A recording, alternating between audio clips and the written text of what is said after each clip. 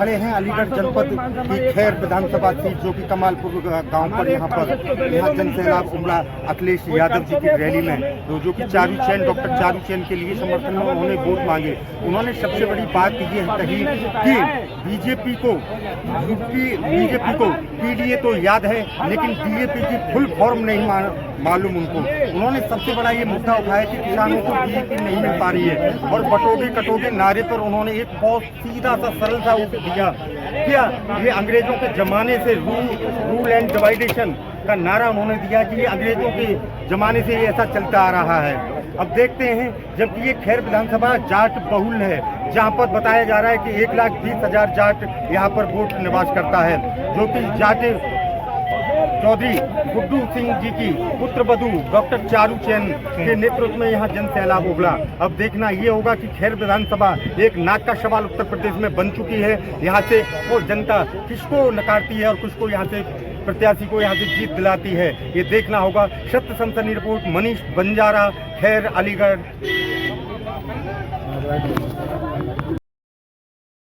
बीच में कुशल संचालन कर रहे आदरणीय विधान परिषद के पूर्व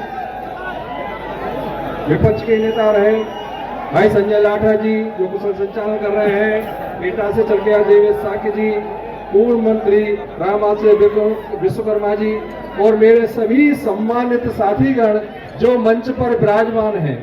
ये समाजवादियों का मेला है, झमेला है भाइयों। ये समाजवादियों का, उन समाजवादियों का ये मंच है जहां समानतावादी विचारधारा, समानतावादी शैली और समानतावादी सोच को लेके हम आगे बढ़ रहे हैं।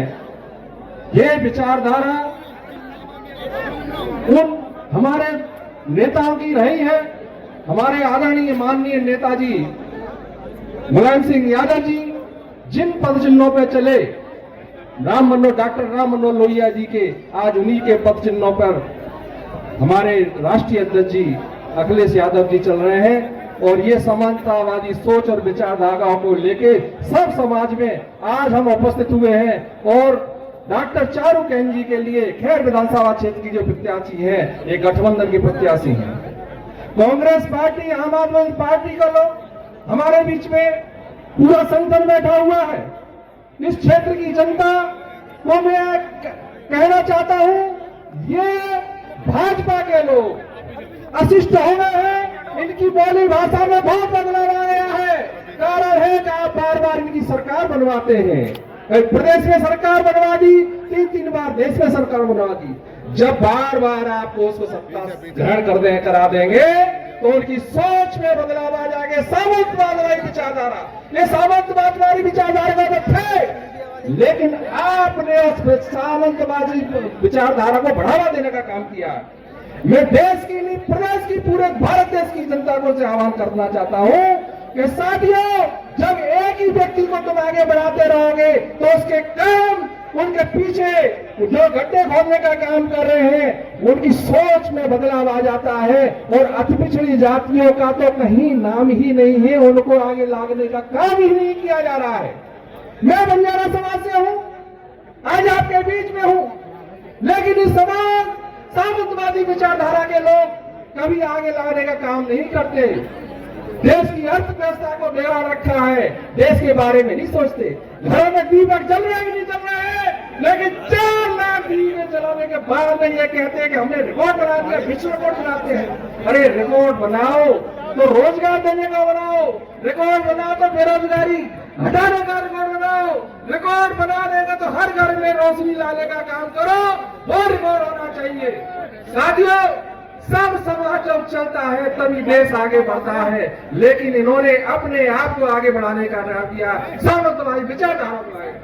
मैं हमारे जो सांसद लोग हैं, हमारे एटा के सांसद बैठे हुए, मैं उनसे आग्रह करना चाहता हूं कि बंजारा समाज का जो एसटी का मुद्दा है, भारत सरकार में आपको फाइल दे दी गई है।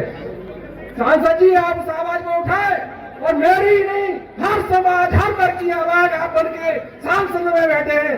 37 हमारे सांसद समाजवादी पार्टी के उत्तर प्रदेश में है।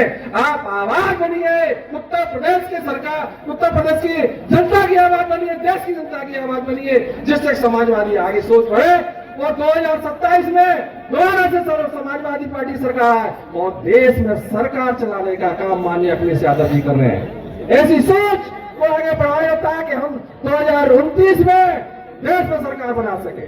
जय हिंद, जय समाजवादी पार्टी जिंदाबाद। साथियों,